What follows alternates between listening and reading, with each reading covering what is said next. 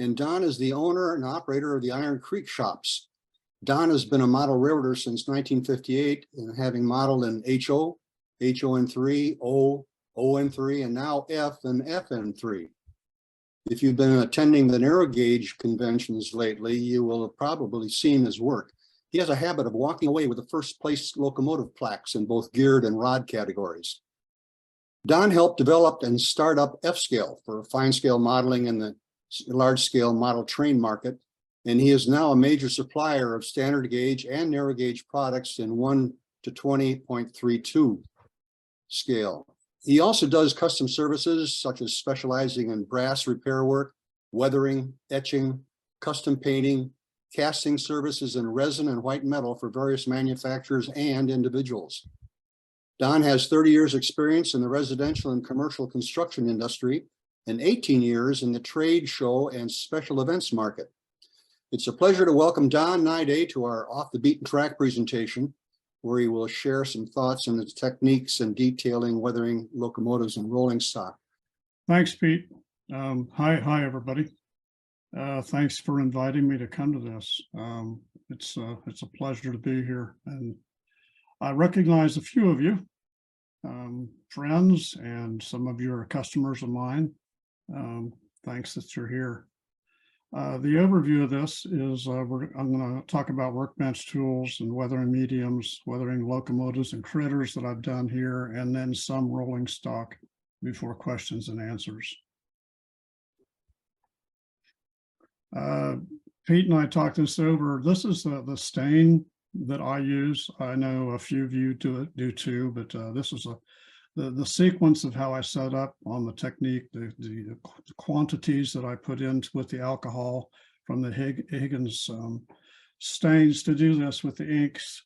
And I use this for staining most of my interiors of buildings, boardwalks, decks, any unpainted areas on rolling stock and car ends, what have you. But if it's wood, I usually use this stain first before I airbrush. I also do on a lot of the cars now, I'm using a lot of chalks, and I tried the Bragdons along with several others. I kind of got stuck with Bragdons along with his molds for making rock castings. And then anyhow, these are the Sienna paints. These are concentrated, so you can thin them to whatever desired thickness that you want to use for it. Primarily use these on my rock castings that I make for the scenery on the layout, but I have found that they will work on some wood products and some of the castings that I've done too. This is a picture of this is AccuCraft K. And the pictures here are showing the different weathering techniques I use with an airbrush and then also with chalks. And I burnish my chalks into the places, for example, the water, the cleanouts here on the boiler on this one for the main shot for this picture.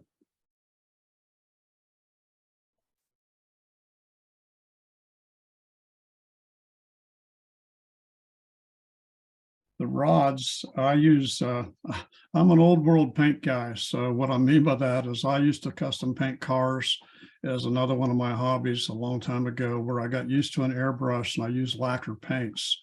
So I'm still using lacquer on quite a bit of what I do, some enamel, but predominantly lacquer. And I'll take the paint, dip it into the lacquer and let it run washes down, especially on the drive rods and things like that, where they're not painted, to get some kind of a collection of paint before I airbrush it. And that's what you're seeing here on the side of the engine.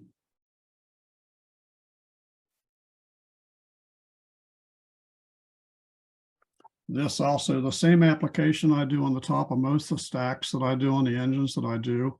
And then I come back and follow up with my airbrush and kind of dress it into the finish on the locomotive. It's another good shot too, the drivers. And this is a picture of the back head. I paint the various techniques on it, but then I come back and burnish the paint off so it looks more worn and like it's being used. It's not right out of the shop, custom painted.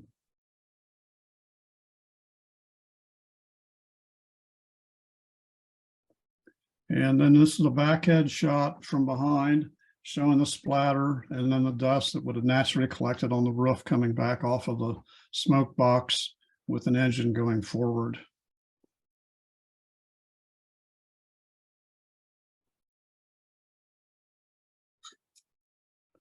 And then the same application, some more of the rods with the combination of the liquid drip and then followed up with the airbrush work on the side of it. I also like to weather my decals the same way to try to give them a little bit of a worn look.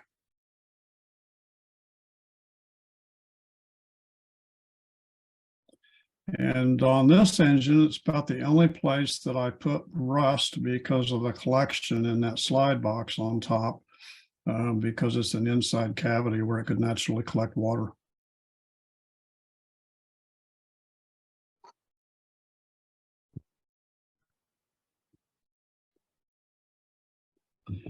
This is a Bachmann 3-truck Shay. I used to be the president of the board of directors of the Little River Railroad Museum, and we have this as a model of that engine. Lee Riley wanted to do one with Bachmann Industries. He wanted to do one of the Little River, and he wanted that logo. So I swapped him the logo from the Railroad Museum for 2 engines for the museum's trains. And this is one of them that I weathered in the shop for the museum.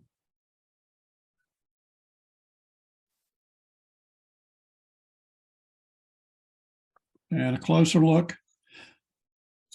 On these bigger models, it's so much easier to use the real thing instead of fake items to make look like something. So on this example with this is the coal bin. That's real coal. I've just busted up to a scale size, and the detail parts are some of the white metal castings that I make in my shop.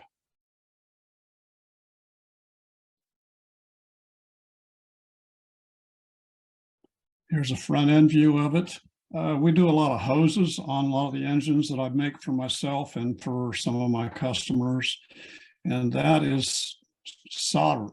It's just, you can get it in so many different thicknesses, and it just lends itself so easily to stay in place, in form, just by wrapping it around your finger and bending it around the surface.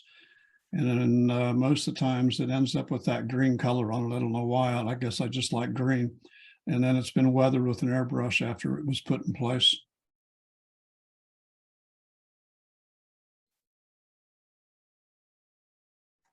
And then also on the water feed hose, that is a shoelace. And that's in our scale, as big as it is, that's what you can get it to look like with some weathering from an airbrush. And some of the inks, because it's a cloth product, it'll absorb just about anything wet that you put on it.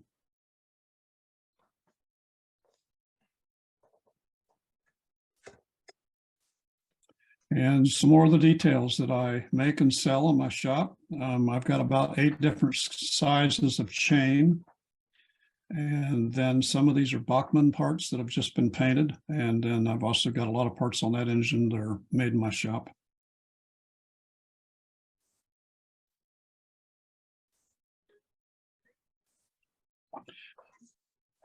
This Heisler, we custom painted for a friend of mine over in Nashville. And again, another thing is the wood is real wood out of the backyard, just cut to size and glued into place. And you can see the airbrush work on it, on the rust patina that we put onto it.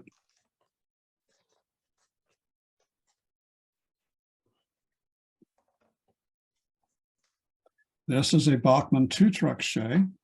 A friend of mine in Florida, Gary Nichols, built this for the same guy that I do modeling work for in Nashville as well. And then I painted it since then, and we've added quite a bit more detail to it. But it's just a nice change up look to, it's the original roof, but getting rid of the sides and making it more of an open cab look.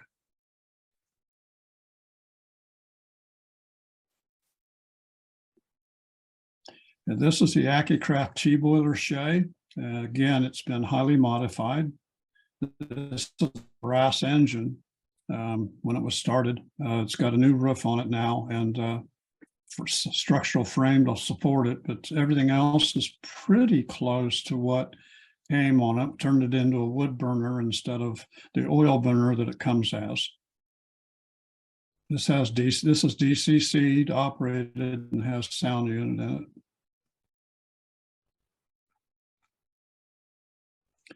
And here's a couple critters that we've also done. This is a Bachmann center cab diesel. And I've got a 42-foot dual gauge yard on my railroad here. And I needed something in standard gauge since I started F scale and I advertised standard gauge to go with the narrow gauge equipment. And I saw Bob Pulley's on here. He's got a couple standard gauge pieces on his railroad as well. This one here, it was a rather simple, inexpensive engine to quickly get into standard gauge and F scale. And we took the truck assemblies apart and spread the axles, put underneath of it the new axles and drivetrain, and put a sound system in it, and it runs DCC. And then, of course, I weathered it.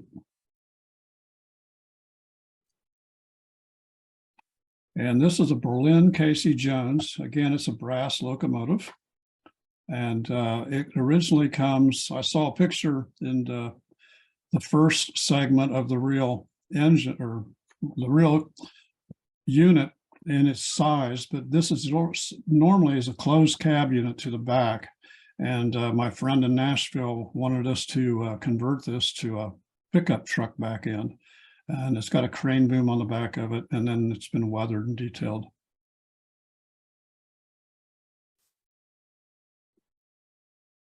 This was originally made by Jeff Saxton, and if any of you guys know him, before Jeff got out of the hobby, he and I were pretty close friends as we were developing 120 scale. And this ended up on my railroad. Too many visitors came and saw it, and I was talked out of it 2 or 3 times. Jeff gave me the okay to tear it down because there was such an interest in this. This won quite a few awards itself. And I rebuilt it, and I've now built 12 of these that look exactly like this one in the shop. But this is the original one.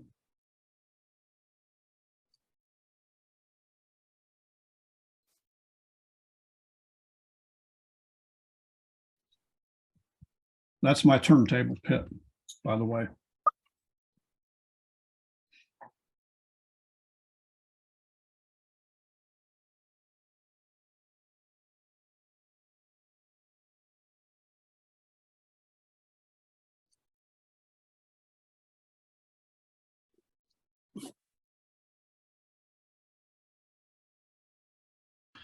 This is just a collection pictures here from my layout. Actually, there's 3 engines, 2 pictures of one. The one in the upper left-hand corner started out as a Bachmann Connie engine, which was a model made by them of a Mexican engine. This is a 280. This one here has had a huge amount of modifications to it. It's now a C25, so it's all the boilers had to be expanded, lengthened. It's all just about a brand new tender on it. And all the modifications on the side rods, the wheels, everything to get it to what it looks like today. And then the detail and weathering on top of that. It's got sound. All of these are sound and DCC'd. The one below that started out as an Accucraft Porter. And as you can see, it's been highly modified and weathered and detailed. The one on the lower right-hand side is another view. Actually, it's the most recent picture I've taken of the C25 on the layout. And then the one above that also started as a Bachmann Connie. I'm a logging railroad guy. And so this one's been shortened and turned into a wood burner. And this is now an 080. So there's just some samples of some of the locomotives I've got on the layout here.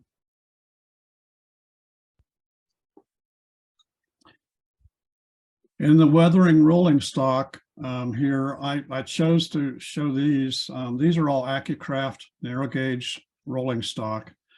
This is their AMS line of cars. These are all plastic cars.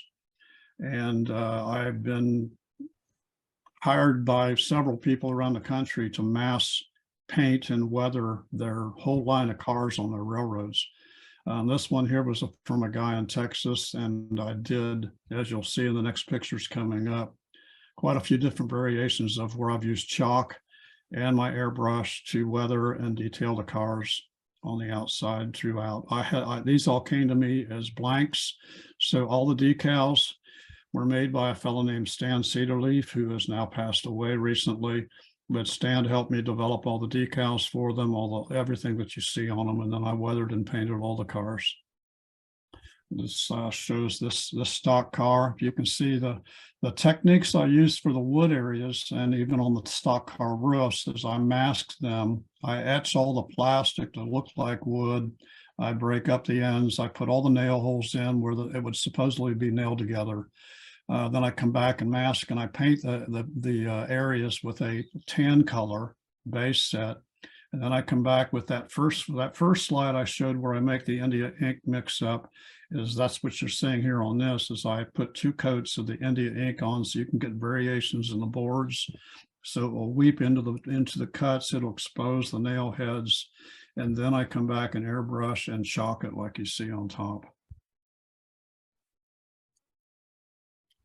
The next slide is the reefer. Same idea, the wood walk boards on top and around the hatches, and then the chalk marks for the drip stains and weathering on the sides, and then followed up with the airbrush.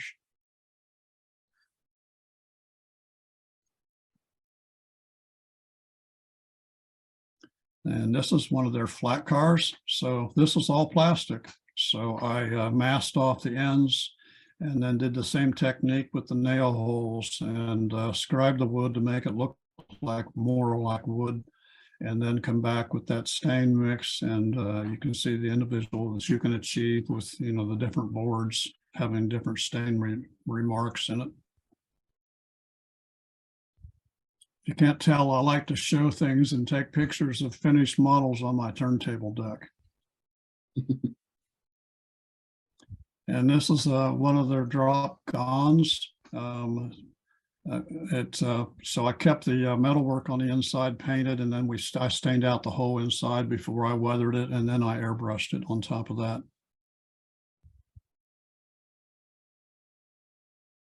Each one of these cars, I think I did between 8 and 12 of each one of these cars that you see for this fellow.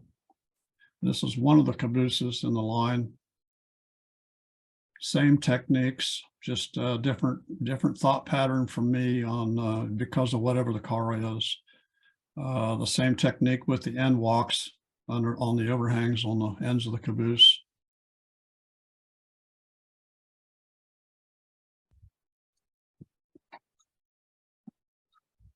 Yes, thank you, Don. David Wood had asked, Don, what do you use for burnishing the chalks? Yeah, I use brushes. I use a stiff, short-haired brush. It was in that first picture. I forgot to mention that. But I try to get something it's got a short nap to it, not long, and it's thick with a rounded head, and it'll hold the chalk to apply the chalk, but then you can take and burnish it. In other words, scrub it into the area that you're trying to get the chalk to stick. And what you saw was that's how I did all of those that you saw. So. Okay. Well, thank you. Now, Scott McLeod says, awesome paint job. I think we're talking about, is it that K27 at the beginning? And I agree with them. It particularly with how you photographed it, just looked like we're looking at a real locomotive when we're looking at that K at the beginning. So that was lovely. Alan Pollock says, nice figures in the Saxon locomotive. Jeff Herman says, could you repeat your India ink stain formula, which I think was on the first or second slide, I think, yeah. I use the original bottle, which is a 4-ounce bottle, and then I put in 4 drops of, when in an ink bottle, when you pull the lid out, it's got a little plunger on it, and so I squeeze that and fill that with ink. And I used on the black, I put 5 squeezes into that 4-ounce bottle. I put in 4 squeezes of the dark green and 4 squeezes of the brown into the mix, and fill the remainder of the bottle up with the alcohol, shake it up, and use it And then I just replenish that. And that's the stain that I use for everything that you saw. Thank you. And if anyone wants to read that, when Russ posts a video on YouTube, that slide will be on the screen there from the keynote presentation for you to actually see. But thanks, Don. Yep. Steve Bradley says, awesome engine detailing. Thanks for sharing. Mark Evans says, amazing work, Don. Steve Hollenbach says, great job. Bill Hobbs says, very nice work. Thanks for all the weathering hints. And Steve Bradley says, P.S. Where are the 10-wheelers with the whaleback tenders?